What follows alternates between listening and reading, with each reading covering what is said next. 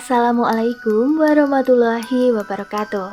Kembali lagi di channel KM Story atau Kucing Hitam. Apa kabar kalian semua? Mimin doakan kalian beserta keluarga sehat selalu dan dilimpahkan rezekinya. Amin ya robbal alamin. Pada cerita kali ini, Mimin akan membawakan sebuah cerita yang ditulis oleh Kak Zufina Hauri. Dan cerita ini diberi judul Penyantet Berakhir Tragis. Dan ini adalah kisah nyata. Nah, buat kalian yang ingin membaca secara langsung tulisan dari Kak Zufina, kalian langsung saja kunjungi Facebooknya. Dan linknya Mimin sudah taruh di kolom deskripsi. Seperti biasa, sebelum masuk ke ceritanya, Mimin mohon dukungan dari kalian untuk mensupport channel ini dengan cara like, komen, subscribe, dan juga di-share ke teman maupun saudara kalian. Baiklah, tanpa berlama-lama lagi, langsung saja kita masuk ke ceritanya dan selamat mendengarkan.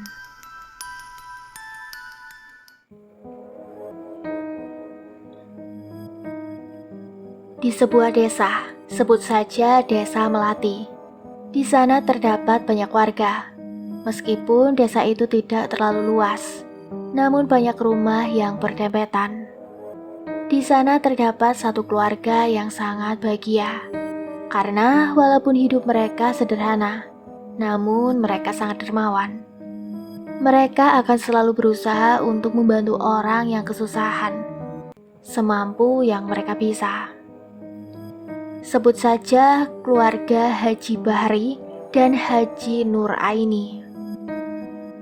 Mereka memiliki satu putra dan 3 anak perempuan. Semua nama telah disamarkan. Anak pertama Rizky, anak kedua Murni, anak ketiga Dewi, dan anak keempat Linda.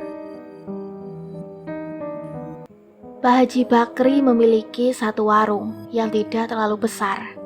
Di sana beliau menjual berbagai macam keperluan ibu-ibu, seperti sayur mayur, ikan, dan lain sebagainya.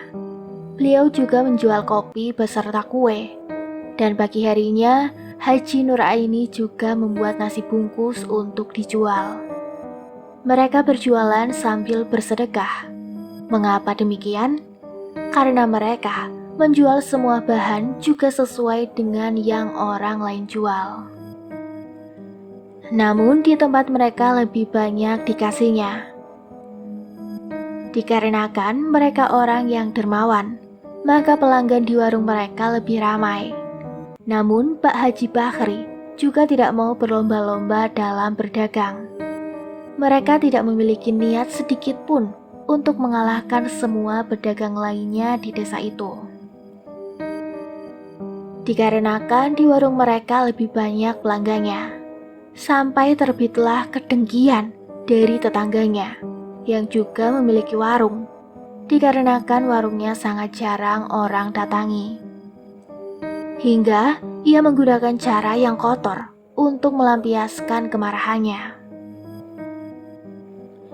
Sebut saja namanya Bu Min. Ia merupakan seorang janda anak satu, yang mana kini putrinya sedang sekolah SMP. Suaminya meninggal waktu putrinya masih kelas 5 SD. Diduga akibat dari perbuatannya sendiri yang menyantet orang lain.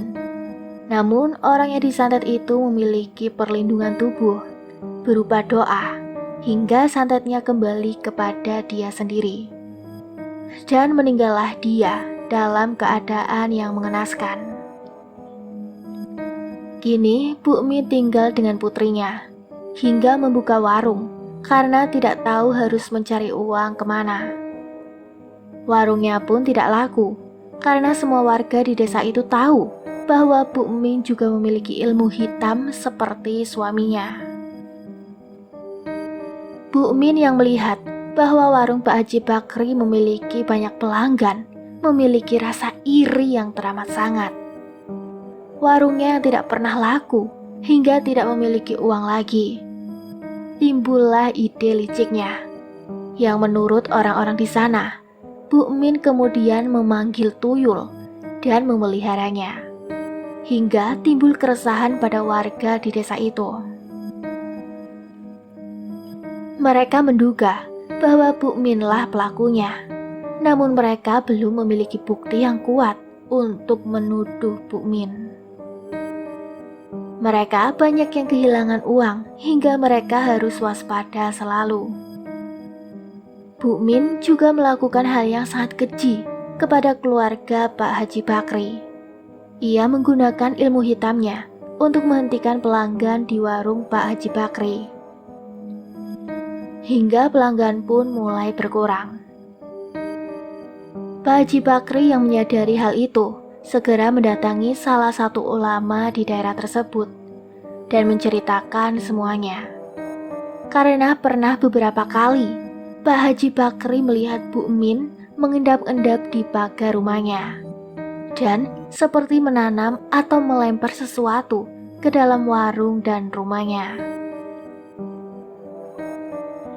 Dan benar saja, setelah dibacakan doa dan diperiksa, ternyata ada sebuah bungkusan yang ditanam di pagar rumah Pak Haji Bakri.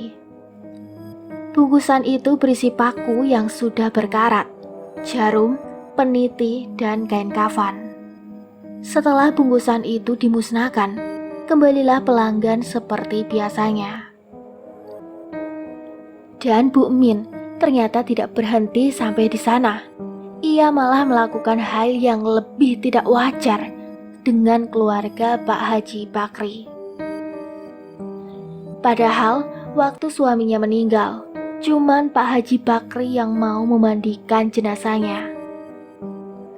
Semua orang merasa jijik. Namun begitulah Bu Min, tidak tahu terima kasih, malah merusak keluarganya Pak Haji Bakri. Bu Min mulai aksi busuknya dari Rizky, putra satu-satunya Haji Bakri. Bu Min mengguna-guna Rizky hingga ia yang awalnya penurut dan merupakan pemuda soleh, tiba-tiba menjadi pemuda yang mudah marah dan sering membantah. Pak Haji Bakri dan Haji Nur Aini yang menyadari perubahan sikap putranya itu mencoba untuk mengobatinya. Begitupun dengan Rizky. Dalam kesadarannya, ia mencoba untuk melawan ilmu hitam yang telah menguasai dirinya. Namun, terkadang ia kalah saing. Bahkan semakin kuat, ia berusaha untuk membaca ayat-ayat Al-Quran sebagai obat. Semakin kuat pula iblis menekan dirinya. Hingga pada suatu malam Sabtu, Rizky kehilangan kesadarannya dan berusaha untuk membunuh kedua orang tuanya. Ia sudah hilang kontrol karena ternyata pada malam itu Bu Min menambah kekuatan ilmu hitamnya yang mengakibatkan ia semakin kuat. Untung saja Pak Haji Bakri cepat tersadar dan melihat putranya Rizky yang sedang memegang golok hendak dilayangkan ke leher Pak Haji Bakri. Mulai saat itu, Rizky tidak pernah berhenti untuk selalu berobat, bukan ke tempat dukun, namun ke tempat salah seorang ulama di daerah tersebut. Dan saat berobat itu, Rizky hampir gila karena hampir setiap saat ia dihantui oleh makhluk halus. Apapun bisa ia lihat. Indra keenamnya terbuka, hingga ia bisa melihat makhluk-makhluk tak kasat mata. Hingga Rizky yang saat itu sudah tunangan dan sudah diambang pernikahan, terpaksa mengulur waktu pernikahannya. Awalnya, sang calon istrinya mengatakan bahwa ia siap menunggu sampai Rizky sembuh. Dan ternyata belum 2 minggu sejak ia mengatakan hal itu, ia sudah menerima lamaran dari orang lain lagi. Sedangkan Rizky mencoba untuk pulih dari ikatan iblis yang dikirim oleh Bu Min itu. Merasa bahwa dengan mengguna-gunai Rizky, ternyata tidak sampai bisa mempengaruhinya untuk membunuh orang tuanya. Maka Bu Min mencoba lewat putri-putrinya. Korban kedua adalah Murni, anak kedua dari Pak Haji Bakri yang sudah menikah dan memiliki satu bayi laki-laki yang baru berumur sekitar 8 bulan. Murni juga dirasuki iblis yang dikirim oleh Bu Min dan ia kehilangan kesadarannya. Hingga pada suatu minggu pagi, tanpa orang-orang sadari yang bahwa Murni sedang kerasukan, ia berjalan sambil menggendong buah hatinya. Jadi, orang-orang tidak terlalu peduli karena berpikir ia hendak kemana. Namun di tengah perjalanannya, suaminya yang sedang bekerja di rumah sebagai tukang melihat istrinya yang agak berbeda dari biasanya. Kemudian secara diam-diam, ia pun mengikuti istrinya dari belakang. Dan benar saja, ternyata Murni menuju ke sebuah sungai yang dekat dengan laut. Ia melepas gendongan bayi laki-lakinya, mengangkatnya, kemudian bersiap-siap untuk melempar sang buah hati ke dalam sungai yang airnya mengalir sangat deras. Untungnya, sang suami dengan cekatan berlari dan berhasil menarik istrinya ke tepian dan merebut sang buah hati dari tangan istrinya yang sedang dalam keadaan pengaruh iblis tersebut. Kemudian ia meneriaki minta tolong hingga datanglah beberapa warga terdekat dan langsung menarik tangan Murni. Ia menyuruh istrinya untuk beristighfar dan membaca ayat kursi. Murni melawan dan berteriak seiring dengan tangisan sang bayi dalam pelukan ayahnya. Dan tak lama setelah itu, Murni pingsan, langsung dibawa pulang ke rumahnya.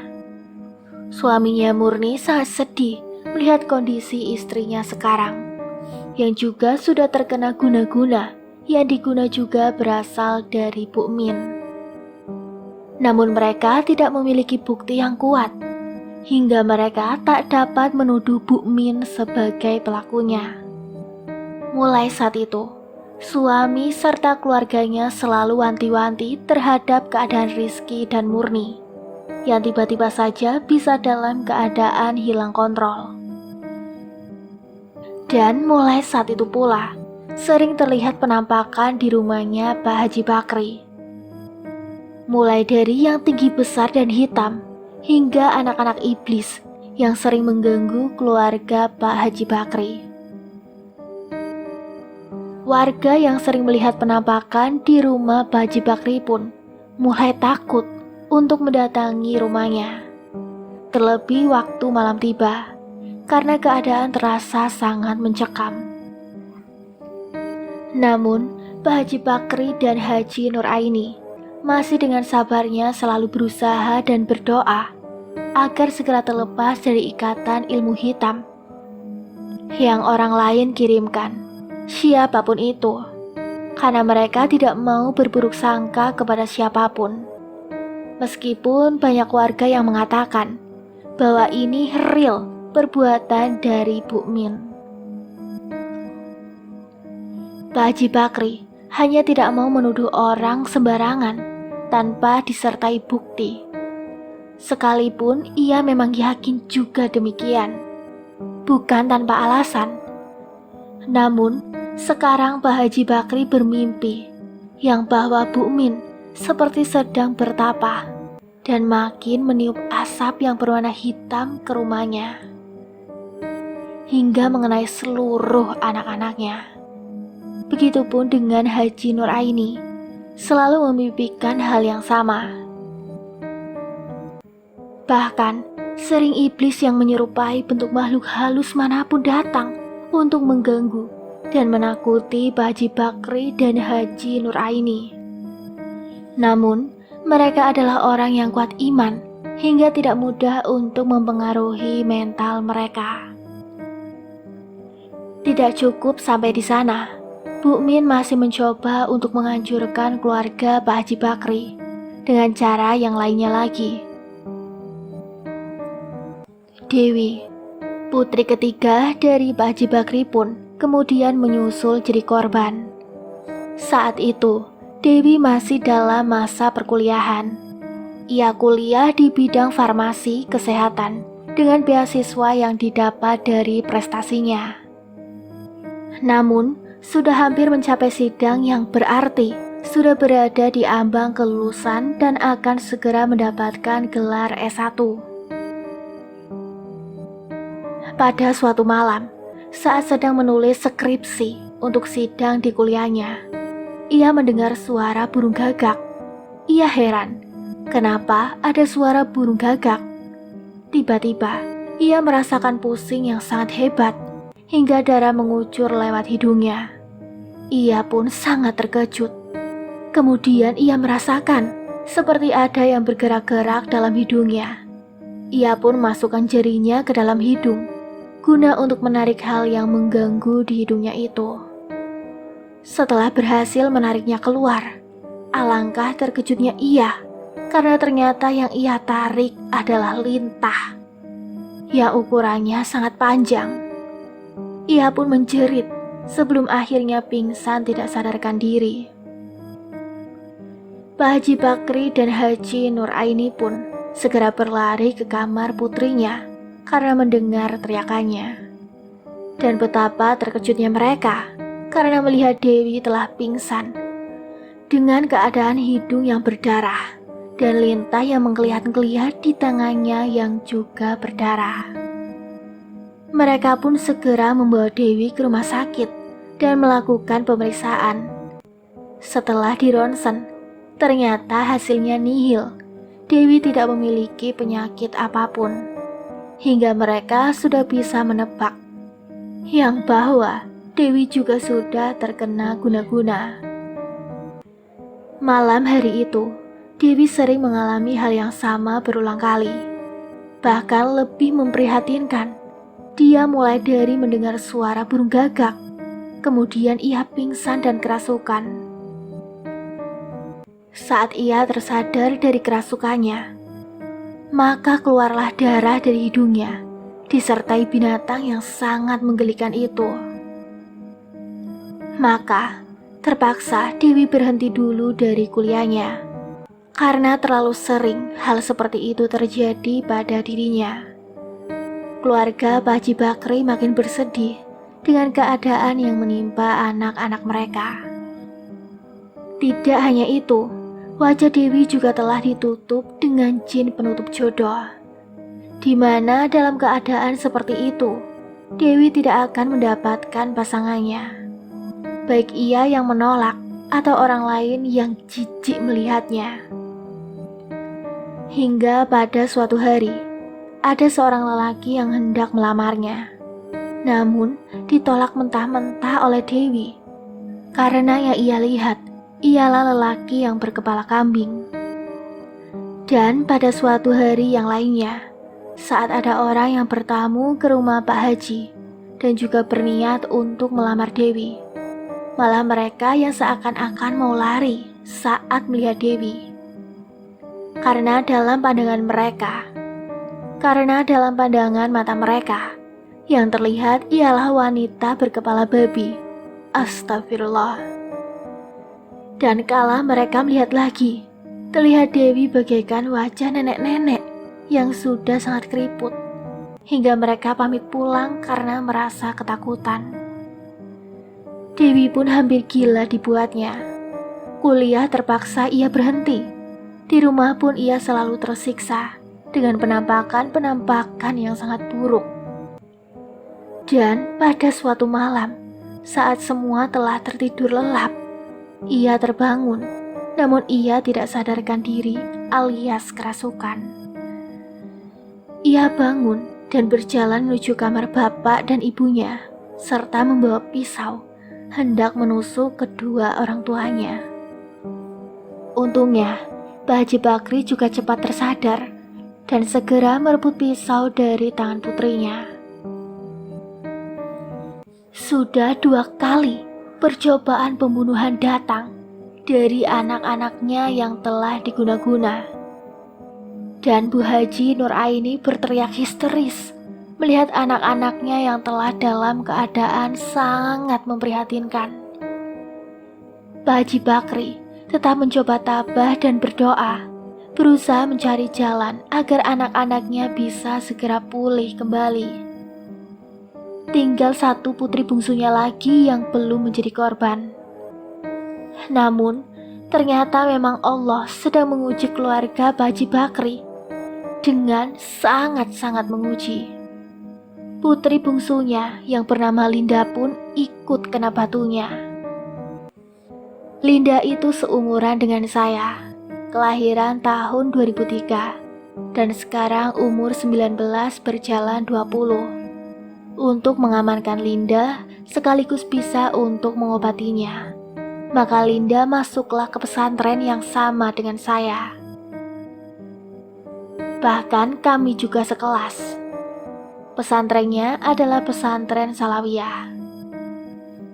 Karena pemimpin pesantren kami, alhamdulillah, dengan berkat karomahnya, beliau Allah beri kelebihan. Beliau bisa menyembuhkan orang yang kerasukan maupun yang lainnya dengan berkat pertolongan dari Allah. Maka seringkali Linda kerasukan dan tidak sadarkan diri.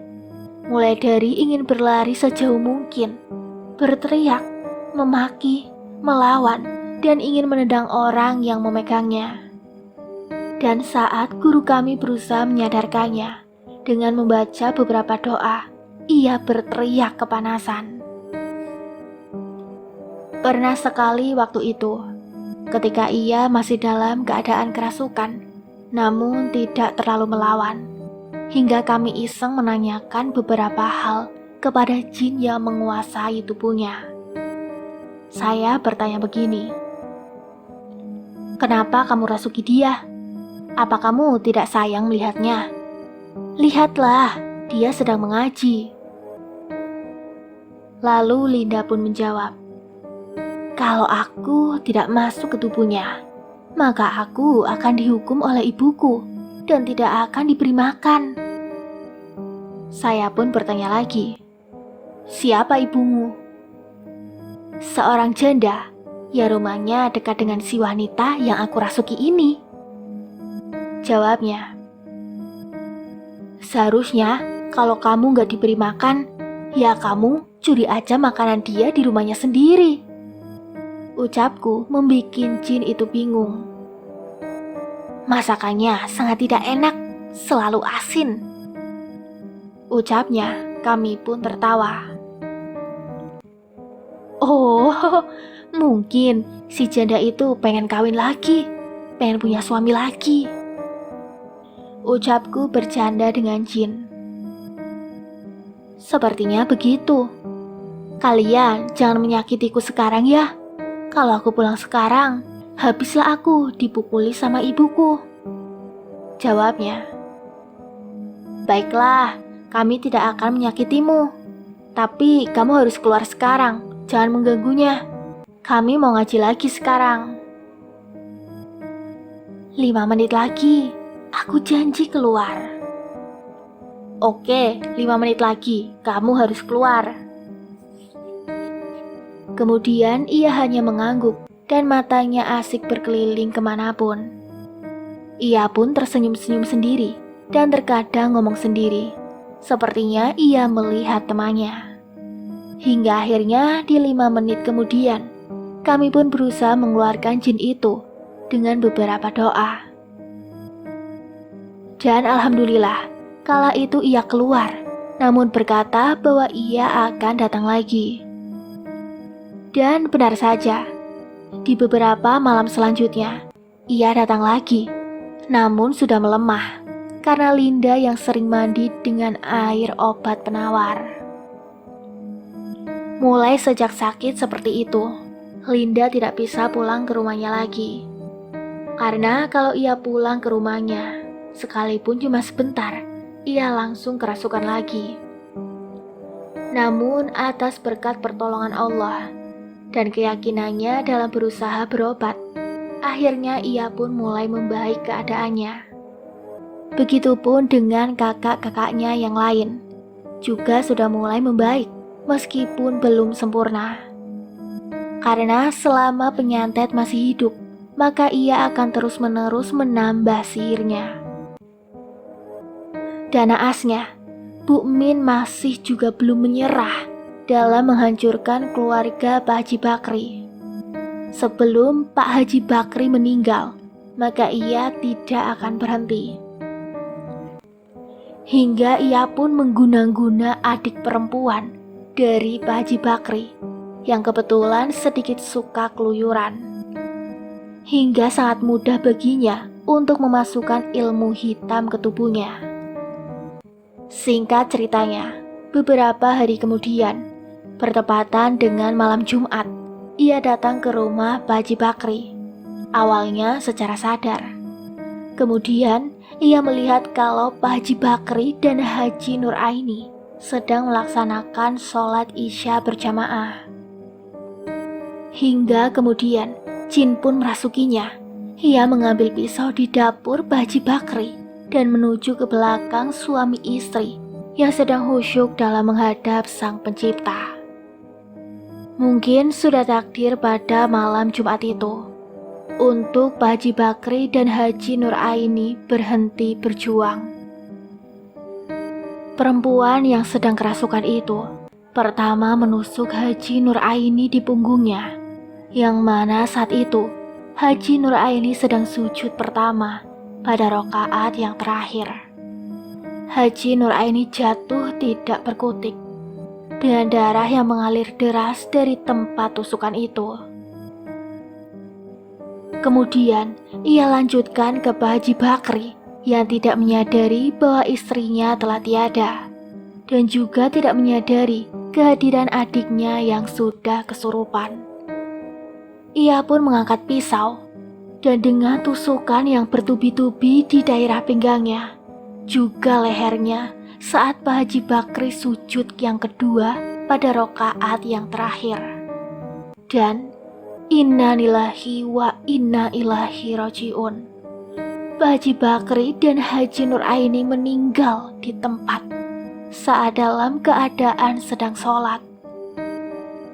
Bertepatan malam Jumat, dan setelah itu adiknya Pak Haji Bakri baru tersadar bahwa ia telah menusuk abang dan kakak iparnya sendiri. Tangannya pun gemetaran dan menjatuhkan pisau itu. Ini berdasarkan ceritanya sendiri, yang kemudian teringat kembali mulai saat ia datang ke rumah itu, hingga menusuk abang dan kakak iparnya itu. Namun ia tidak sadar apa yang ia lakukan. Ia berteriak histeris meminta tolong. Anak-anak Pak Haji Bakri pun datang menghampiri, kecuali Linda yang saat itu sedang di pesantren. Dan beberapa tetangga pun datang mendengar kehebohan yang terjadi di rumah Pak Haji Bakri. Adiknya Pak Haji Bakri tidak melarikan diri. Ia mengakui kesalahannya, dan ia juga mengatakan bahwa ia tidak sadar telah melakukannya. Warga di sana pun langsung paham dengan keadaan, hingga tidak menghakimi sang adik yang telah menangis dengan kuatnya, karena memang sebenarnya ia tidak bersalah. Untungnya warga mengetahui bahwa ini adalah rencana dari si penyantet. Singkat cerita, dikarenakan keadaan jenazah suami istri tersebut terus mengeluarkan darah, maka pemakaman pun langsung digelar malam itu di tanah di belakang rumahnya Pak Haji Bakri. Pukul 2 dini hari, semua baru selesai.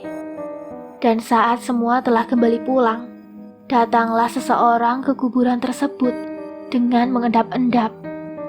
Ada warga yang melihatnya, kemudian mengajak warga lain juga untuk mengintip siapa itu. Alangkah terkejutnya mereka saat melihat bahwa itu adalah Bu Min yang datang dengan membawa sebuah cangkul. Mereka pun langsung memahami apa tujuan dari Bu Min. Menggali kuburan jenazah baru dan mengambil apapun yang diperlukan untuk memperkuat ilmu hitamnya. Perlahan ia datang dan memotong listrik untuk mematikan lampu di kuburan tersebut. Setelah gelap, ia pun mulai melancarkan aksinya. Mulai mengangkat cangkul, hendak menggali kuburan. Warga laki-laki pun mengepung tempat itu ramai-ramai untuk mengungkap wanita penyantet itu. Dan dengan kehendak Allah pula, mereka berhasil menangkap Bu Min. Bu Min yang sudah tertangkap basah pun mencoba meronta untuk melarikan diri. Namun, kekuatan laki-laki tidak dapat ia tandingi. Ia pun membaca mantra hendak menghilang. Namun, ada seseorang dari sana yang telah mengunci pergerakan Bu Min, hingga ia tidak bisa menghilang, dan seolah-olah ilmu hitamnya tidak berfungsi. Warga pun menyeret Bu Min ke balai desa, mengikat tangan dan kakinya dan menghakiminya. Warga menghajar Bu Min habis-habisan, karena mereka sudah lama mencurigai Bu Min lah dalang dari semua ini. Penyantet yang selalu meresahkan warga, dan kini mereka bisa menangkap basah wanita iblis tersebut. Hingga pada saat pagi datang, warga pun menyiapkan sebuah mobil pick-up dan menaikkan Bu Min ke belakang mobil guna untuk berkeliling desa dan menunjukkan kepada seluruh masyarakat bahwa mereka sudah berhasil menangkap penyantet. Bu Min yang sudah babak belur hanya menunduk sangat malu. Setelah hampir 1 jam berkeliling, mereka pun berhenti di sebuah lapangan yang sudah sangat ramai orang di sana. Mereka menuruni Bu Min dan membawanya ke tengah lapangan. Di sana telah tersedia beberapa ban dan juga minyak solar.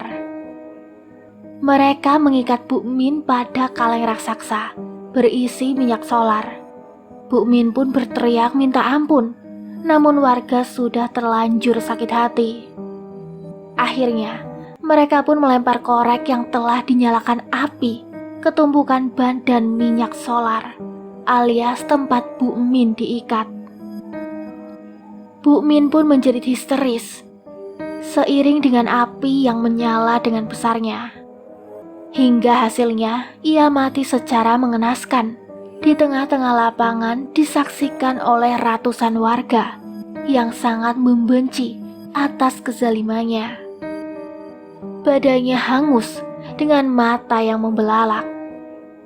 Itulah perbuatan yang setimpal bagi penyantet, karena bukan hanya keluarga Pak Haji Bakri yang disantet, begitupun dengan semua orang yang memiliki masalah dengannya. Itulah akhir dari kehidupan Bu Min, mati secara tragis setelah banyak orang yang meninggal karena santetnya. Ambil hikmah dari kejadian ini. Ini adalah kisah nyata. Nama dan tempat kejadian telah disamarkan. Selesai. Tunggu cerita lainnya di video selanjutnya. Mimin pamit undur diri. Wassalamualaikum warahmatullahi wabarakatuh.